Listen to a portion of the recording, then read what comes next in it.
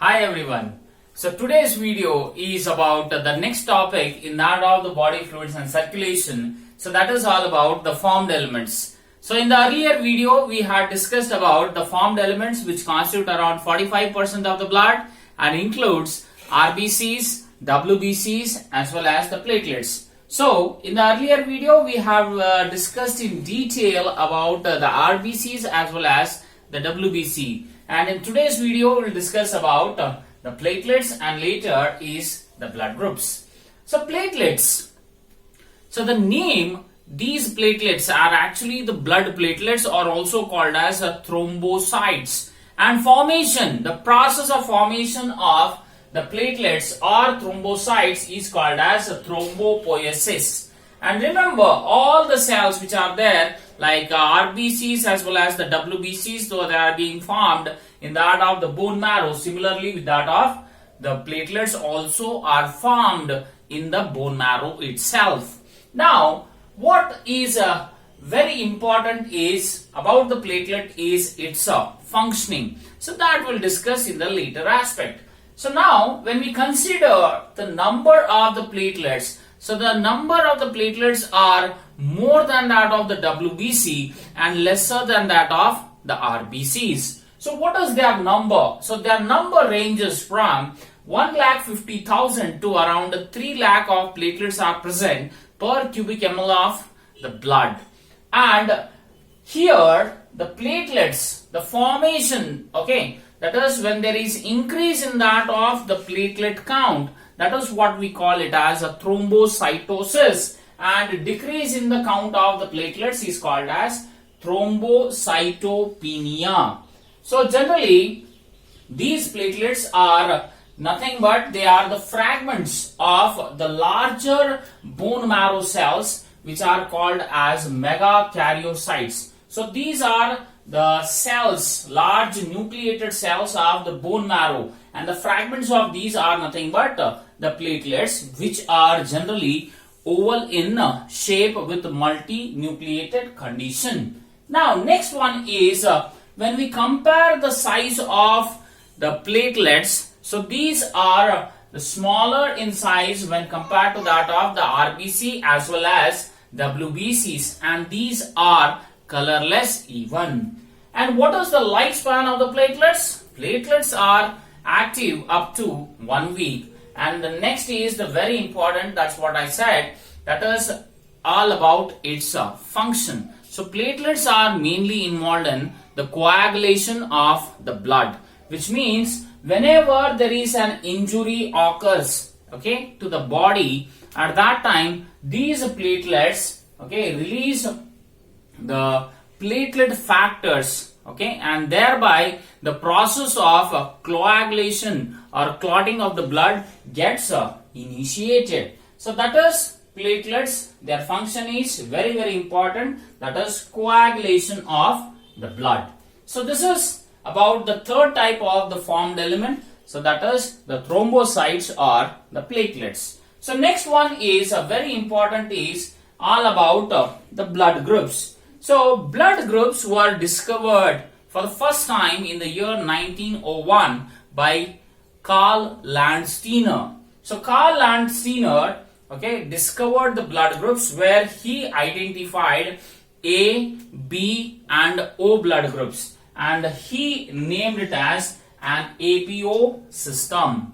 Later, a year later, the students of the Karl Landsteiner named De Castillo and Steeny, okay, in the year 1902, so they discovered another blood group, so that is AB blood group, and later the A, B, O as well as AB, all the four were being included under the system that is called as APO system. So presently we are having more than 30 different types of the blood group systems. Earlier it was only one, but presently we are having more than 30 blood group systems. Now in the individual, in the population of the human beings, majority of the individuals are having the blood group system, that is ABO system itself. Other than that, in some other individuals, there are presence of the different blood group systems. So, here in this video, we will confine only up to the ABO system, where this entire ABO system is being controlled by a gene that is called as I gene. And I refers to isoagglutinogen, or it is also called as isohemoagglutinogen, which means the blood groups A, B, AB and O, all the four blood groups are being controlled by a gene that is I gene. And very interesting fact is, this I gene has three alleles. First one is IA, second one is IB, and third one is IO. And among the three, IA and IB are the dominant alleles, and IO is the recessive allele. And as you have learnt in that of the genetics, where every character is controlled by a gene and a single gene has two alleles, so that is universal. But here, as far as the I gene, which controls a blood group, is having three alleles at the same loci of the chromosome. So thereby the blood group can be an example for the multiple allelism. So already we have discussed about this. So multiple allelism. Okay, because there are presence of three alleles on the same loci. If two alleles are there, then it is a normal one. If three alleles are present on the same loci, then we call it as the multiple alleles. And the phenomena is called as multiple allelism. Now, in that of the ABO system, how do we identify the blood group? See, for example, whenever you go for testing your blood groups, so what they do is, generally they take a lancet and they sterilize your tip of your finger, and thereafter they gently make a press over your tip of the finger so that drop of a blood will ooze out, and that is being collected on the clean slide. Thereafter the anti-serum are being added and they are being stirred, and thereafter they will tell you that what is your blood group, whether it is A, B, AB or O. So how this blood group, okay, is being analyzed. So the blood groups in the human beings are being analyzed by the presence of the antigen. This is very, very important. So what type of antigen is present? Based on that, the blood group is being determined. Now, where are these antigens located? So these antigens are located on the surface of the RBC. And meanwhile, the antibody are being present in that of the plasma of the RBC. And remember, dear students, that antigen and antibody, so they are glycoproteins, which means the proteins which are made up of carbohydrates. So there is a conjugated protein. So these are the examples for conjugated proteins, where there is an association of carbohydrates with the proteins. So now, how many antigens are present on the surface of the RBC? So the antigen may be A or it may be B, or both the antigens may be present or no antigen is present. Now how we can come to know that on the surface of the RBC there is presence of the antigens? So that is nothing but depending upon the sugars which are being produced, we are able to identify whether it is A antigen or B antigen. So the sugar, if on the surface of the RBC, if it is there, that is alpha N acetyl galactose amine, then it is being said as A antigen. If there is a presence of alpha D galactose, then it is called as B antigen.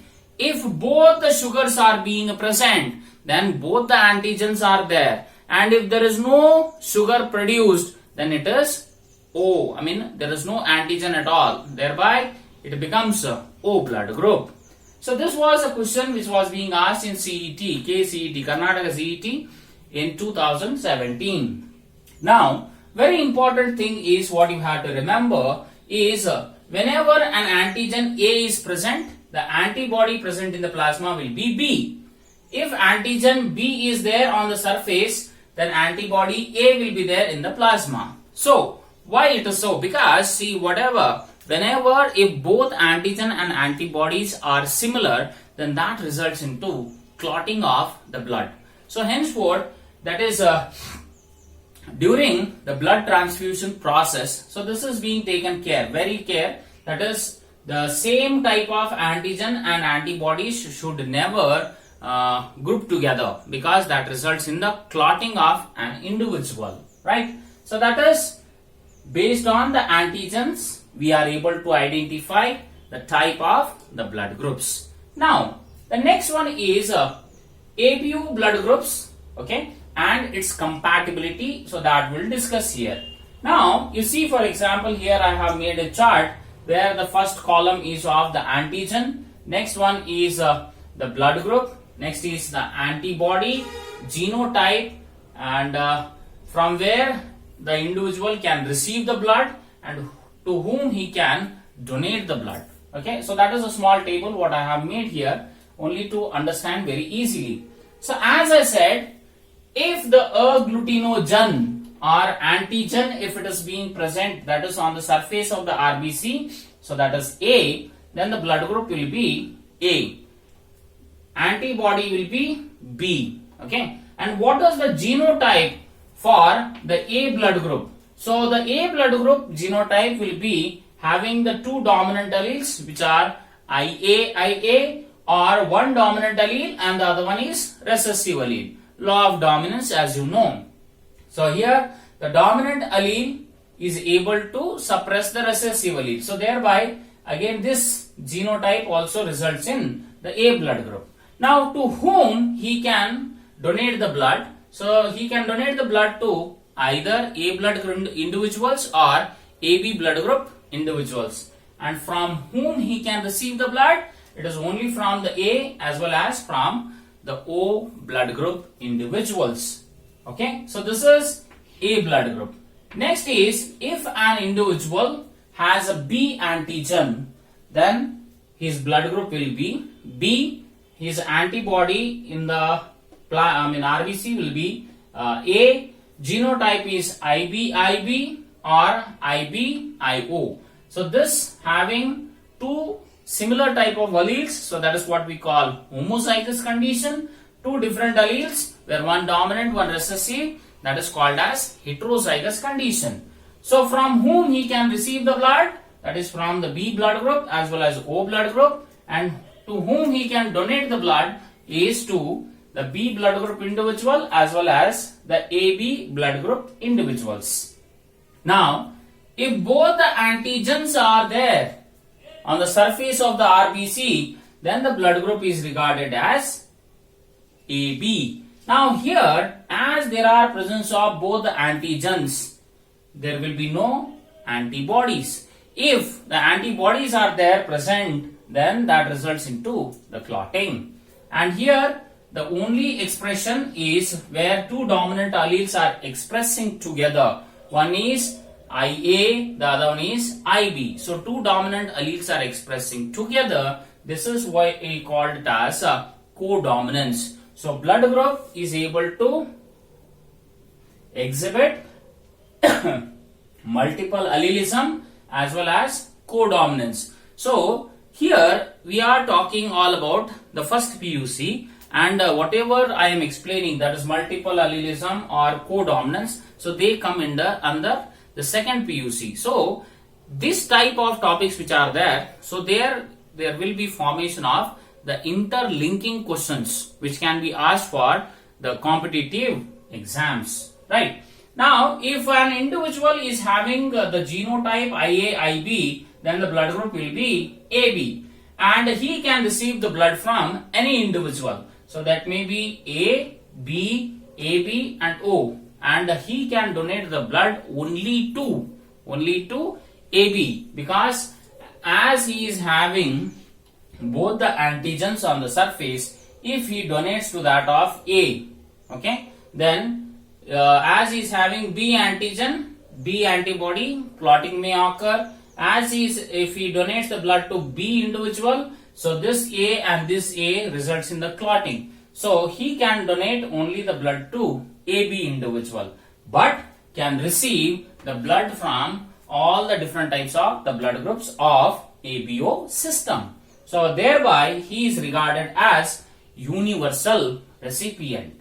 Now, if there are no antigens on the surface of the RBC, then we regard it as O blood group, and both the antibodies are being seen here. As because there are no antigens, both the antibodies are present, and O blood group is only being possible because there is no production of the sugar, and thereby why the sugar is not produced, because the alleles are in recessive condition.